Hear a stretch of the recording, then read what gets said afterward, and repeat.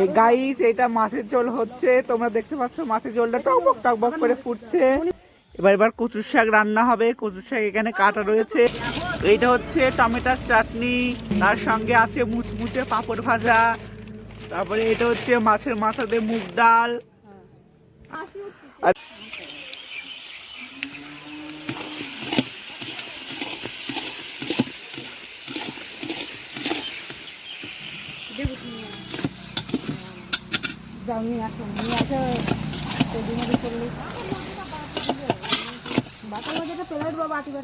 Guys, আমরা খেতে বসে পড়েছি। তো এখানে গরম গরম সাদা ভাত, তারপর পড়ে গেল কালো কচুর ঘন্ট, যেটা খেতে অসাধারণ ছিল।